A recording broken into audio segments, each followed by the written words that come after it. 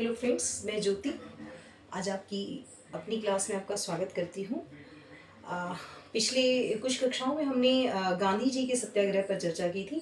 आज का जो हमारा विषय है, आज का जो हमारा टॉपिक है वो है बारडोली सत्याग्रह, बारडोली मूवमेंट। ठीक है, तो शुरू करते हैं। बारडोली सत्याग्रह बहुत इम्पॉर्टेंट है। ये जो हमने पहले पढ़े थे वो सारे महात्मा गांधी जी के थे।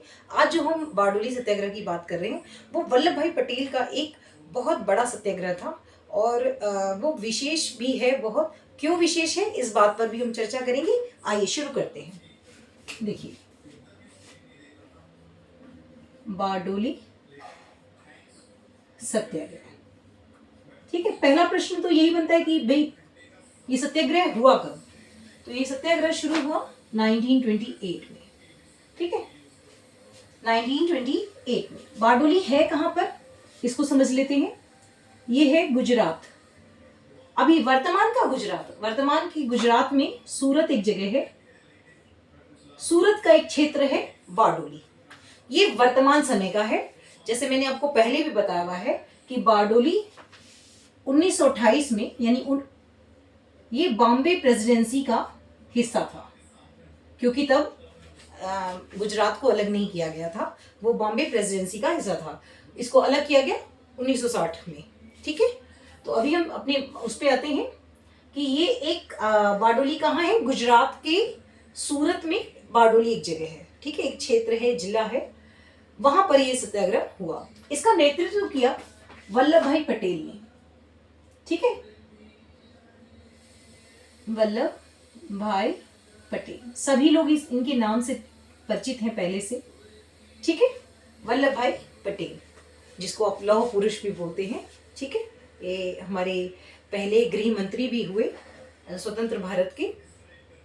ठीक है, और पेशे से एक वकील थे। ठीक, चलिए अब शुरू करते हैं। यहाँ बारडोली सत्याग्रह हुआ क्या। यहाँ बारडोली सत्याग्रह जो हुआ, यहाँ भी किसानों की समस्या थी। ठीक है, कृषि प्रधान हमारा भारत शुरू से ही रहा है, तो यहाँ समस्याएं भी कृषि संबंधित ज्यादा रहती हैं। ब्रिटिशरों के समय में यहाँ पे समस्या ज्यादातर क्षेत्रों में क्या था, किसानों को बहुत समस्या थी। किसानों को कोई फैसिलिटी उन्होंने प्रोवाइड नहीं की हुई थी। चलिए समझते हैं कि क्या था। गुजरात में मैंने जैसे बताया कि कृषि प्रधान जगह थी, तो कृषि ही वहाँ के जीवन यापन का आधार था। कृषि में वो कपास उगाते थे। ठीक है, कपास का उत्पादन खूब अच्छा हो रहा था, सब बढ़िया चल रहा था उनका, कोई दिक्कत नहीं थी, अच्छे से टैक्स वैक्स भर रहे थे, कोई दिक्कत नहीं थी। पर 1926 और 27 में, ठीक है, इस बीच में, इस समय अवधि में इस क्या हुआ कि वहां पर अकाल और बाढ़ पीड़ित वो जो क्षेत्र था, अकाल और बाढ़ से ग्रसित हो गया।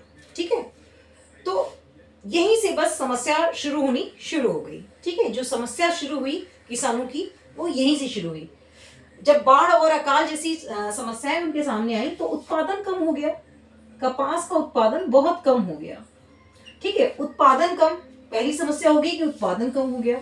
दूसरी समस्या क्या बन गई वहां पे, जो ब्रिटिश गवर्नमेंट थी, ठीक है, ब्रिटिश सरकार जो थी, उन्होंने क्या किया, ब्रिटिश सरकार ने जो टैक्स था, जो टैक्स लेते थे वो, उन्होंने क्या किया, उस टैक्स को 22% बढ़ा दिया। ठीक है, 22% उसमें वृद्धि कर दी, इंक्रीज कर दिया। ठीक है, समस्या पहली, एक तो वो अकाल और बाढ़ से ग्रसित क्षेत्र था, हो गया था, उत्पादन पहले से कम था, पहली समस्या यही थी। और दूसरी समस्या वहां पे बढ़ा हुआ टैक्स। इस बढ़े हुए टैक्स को लेकर, इसके विरोध में ही यह सत्याग्रह शुरू हुआ। ठीक है, इसका जब ये समस्या खड़ी हुई तो यहाँ के किसानों ने, जो इस क्षेत्र के बारडोली के जो क्षेत्र के किसान थे, वहां के स्थानीय नेता हैं, बहुत इंपॉर्टेंट नाम है, नोट करना चाहें या आप ध्यान करना चाहें, स्थानीय नेता मेहता बंधु। ठीक है, उनको अप्रोच किया। ठीक है, उनसे संपर्क किया कि आप इस समस्या पर हमें, मेहता बंधु ये कौन है, इनके नाम भी नोट कर लीजिए, कुंवर जी और कल्याण जी, ये दो भाई थे, कल्याण जी। ठीक है, मेहता बंधु। ठीक है, तो मेहता बंधु जो ये दोनों भाई थे, कल्याण जी और कुंवर जी, इनसे संपर्क किया और उनको बोला कि हमारे हमारी ये समस्या है कि हमारा उत्पादन बहुत कम हुआ है, और साथ में जो ब्रिटिश गवर्नमेंट है उन्होंने इस पर 22% टैक्स बढ़ा दिया है। तो प्लीज़ हमें मतलब कुछ हमें राह बताएं और इसका कोई एक समाधान निकालें, ठीक है। उन्होंने बोला कि इस समस्या से उबरने के लिए हमें वल्लभ भाई पटेल को से संपर्क करना होगा, ठीक है। वल्लभ भाई पटेल, ठीक है, वल्लभ भाई पटेल से हमें संपर्क करना पड़ेगा, ठीक है। उन्होंने ये सुझाव दिया क्योंकि एक ये बहुत अच्छे काबिल वकील भी थे, ठीक है, पेशे से एक वकील भी थे। तो इन्होंने ये सुझाव दिया मेहता बंधु ने कि आप इनसे संपर्क करते हैं, ठीक है। सरदार वल्लभ भाई पटेल जी के पास सारी समस्याएं पहुंची, ये लोग लेकर पहुंचे, और फिर जब उन्होंने ये समस्याएं सुनी तो उन्होंने 4 फरवरी सारी समस्याएं सुन ली। उसके बाद 4 फरवरी 1928 में डिक्लेयर कर दिया कि मैं इसका नेतृत्व करूंगा, ठीक है। मतलब कमान अपने हाथ में ले ली कि ठीक है, मैं इस समस्या, और इसके लिए मैं एक ब्रिटिश गवर्नमेंट को एक लेटर भेजता हूँ। उन्होंने नेतृत्व किया। 4 फरवरी को इन्होंने इस समस्या के सुलझाने के लिए पूरी तरह से बागडोर अपने हाथ में ले ली। उन्होंने ब्रिटिश गवर्नमेंट को एक लिखित प्रस्ताव भेजा, लिखित एप्लीकेशन भेजा, ठीक है, लिखित प्रस्ताव भेजा ब्रिटिश गवर्नमेंट को, ठीक, लिखित भेजा कि आप उत्पादन कम है और आप इसका जो आपने टैक्स बढ़ाए हैं इसको वापस कर लिया जाए, इसको खारिज किया जाए। पर वहाँ से ऐसा कोई जवाब नहीं आया, जिसके चलते उन्होंने बोला कि अब मैं सत्याग्रह करूँगा, ठीक है। सत्याग्रह पूर्ण तरह से अहिंसावादी होगा क्योंकि वल्लभ भाई पटेल भी महात्मा गांधी जी से बहुत प्रभावित थे, ठीक है। तो क्योंकि उन्होंने देख रखा था पहले जो सत्याग्रह हुए अहिंसापूर्ण, वो पूरे सफल थे, तो एक वो आइडियल भी मानते थे महात्मा गांधी जी को अपना, ठीक है। तो लिखित लेटर भेजने के बाद जब कोई समाधान नहीं हुआ, उन्होंने कहा ठीक है अब मैं सत्याग्रह करूंगा, और उन्होंने इस सत्याग्रह में एक नारा दिया। उनका नारा क्या था? कर मत दो, ठीक है। आप लोग इसको नोट डाउन भी कर लें, ये छोटी छोटी चीजें ना आगे आपके भविष्य में भी काम आएगी। इन केस आप कोई कंपटीशन वगैरह की तैयारी करेंगे ना, तो अगर अभी आप थोड़ा सा ध्यान से पढ़े होंगे तो उस टाइम भी जब आप प्रिपरेशन में होंगे तो आपको ये चीजें बहुत काम आएंगी। कर मत दो, नो पे टैक्स, ठीक है, ये नारा दिया उन्होंने। और ये नारा जो है पूरे भारत में मतलब फैल गया। इसका जो एक उन्होंने शंखनाद कर दिया था, ये पूरे भारत में फैल गया, ठीक है। कर मत दो, भाई जब उत्पादन नहीं है, जब आप सक्षम नहीं हो तो कर कैसे दोगे? तो उन्होंने कहा कर मत दो। जब ये बात ब्रिटिश गवर्नमेंट तक पहुंच गई कि विद्रोह इतना बढ़ गया है, आंदोलन जो है, जो सत्याग्रह है वो इतना बढ़ गया है, ब्रिटिश गवर्नमेंट ने क्या किया? 2 लोगों की एक जांच कमेटी बनाई, ठीक है। 2 लोगों को इसका चार्ज दिया। जो ब्रिटिश गवर्नमेंट थी उन्होंने 2 लोगों को इसका चार्ज दिया, ठीक है। 2 लोगों की, क्योंकि वो लोग चाहते थे कि आप लोग पहले हमारी समस्या को सुने, वो समस्या भी नहीं सुन रहे थे। तो उन्होंने क्या किया कि 2 लोगों को इसकी जांच के लिए ब्रिटिश गवर्नमेंट ने असाइन किया। क्या नाम है देखिए, ब्रूमफील्ड और मैक्सवेल, ठीक है।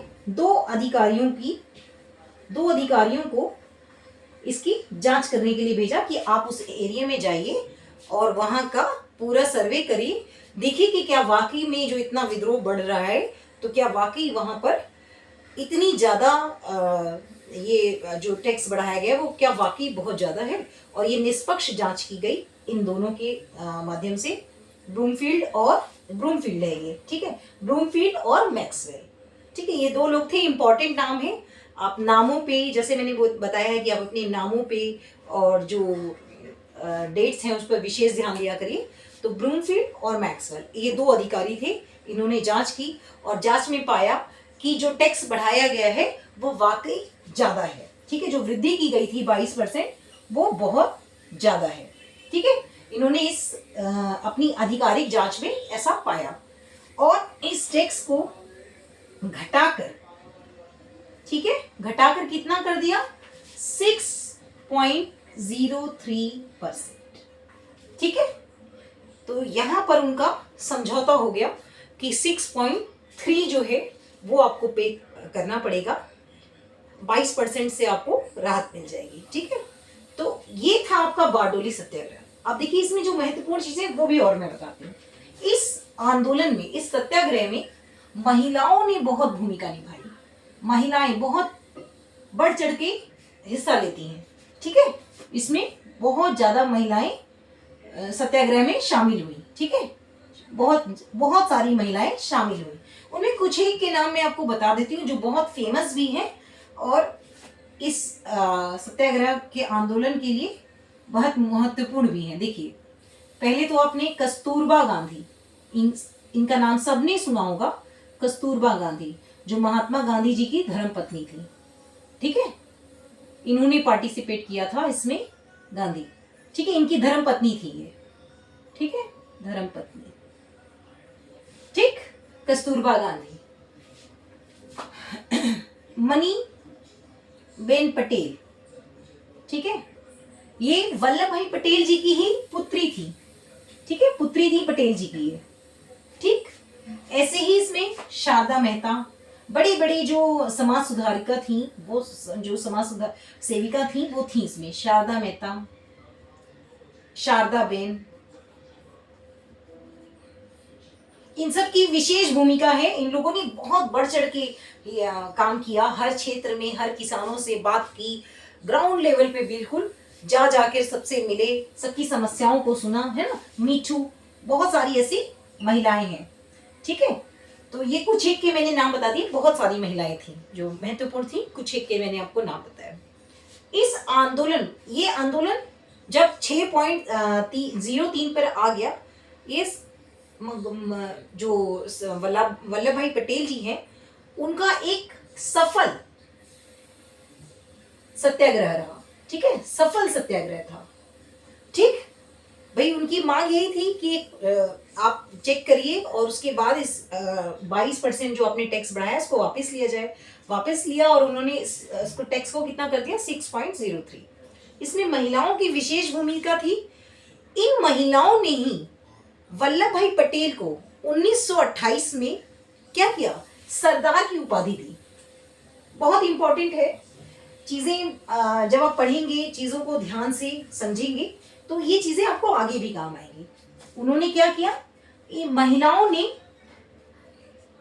ठीक है, महिलाओं ने, कई बार प्रश्न आता है और आंसर में जो उनका ऑब्जेक्टिव आंसर है तो उसमें और लोगों के नाम दिए होते हैं तो कभी कोई सोच ही नहीं पाता। महिलाओं ने, इसीलिए बार बार बोला जा रहा है कि आप किताब को ध्यान से पढ़ें और वीडियो भी अच्छे से पूरा सुने। तो सरदार की उपाधि किसने दी, जो महिलाएं इस सत्याग्रह में भाग ले रही थी। उन्होंने इसने जब सफल हो गया ये, इसके बाद इनको सरदार की उपाधि दी और तब से इनका नाम हो गया सरदार वल्लभ भाई पटेल। आगे पूछा भी जाता है कि किस सत्याग्रह के बाद वल्लभ भाई पटेल को सरदार की उपाधि दी गई, तो आप बता सकते हैं बारडोली के सत्याग्रह में 1928, आपको सब याद होगा। तो बहुत सारी चीजें। अब देखिए, अगर इस वीडियो को देखने के बाद जो उसमें चीजें बताई गई हैं, आप एक शॉर्ट नोट तैयार करके देखिए। अगर आप एक शॉर्ट नोट तैयार कर लेते हैं, अच्छे से पूरी डिटेल्स बना लेते हैं, तो आप समझिए कि जो आपको एक टाइमलाइन दी जाती है, गाइडलाइन होती है कि आपको इतने शब्द लिखने हैं, इतने समय में लिखना है, तो वो आपका पूरा कवर अप हो जाएगा। ठीक है, जो चीज़ें इंपॉर्टेंट थी मैंने बता दिया कि इसमें, जैसे मैंने बताया कि बंधु में जो बंधु थे, मेहता बंधु, उनके नाम इंपॉर्टेंट है। आप याद रखिए कि वहाँ के स्थानीय नेता थे, पहले उन्होंने उनसे संपर्क किया, उसके बाद सरदार वल्लभ भाई पटेल ने इसका नेतृत्व किया। महिलाओं का विशेष योगदान था। जो महिलाएं थी उनका नाम मैंने बता दिया। कुछ एक को भी आप लिख पाएंगे तो क्या होगा कि आपके जो उत्तर होंगे वो बहुत स्पष्ट और सटीक होंगे। ठीक है, इसी आशा के साथ कि जो मेरे द्वारा ये वीडियो बनाए जा रहे हैं आपके लिए बहुत उपयोगी हो और आपको अच्छे अंक दिलाने में और आपका कॉन्सेप्ट बिल्कुल क्लियर करने में ये बहुत उपयोगी हो। चलिए मिलते हैं अगली वीडियो में, तब तक के लिए थैंक यू। ध्यान रखिए, पढ़ाई की ओर विशेष ध्यान रखें। चलिए बाय बाय।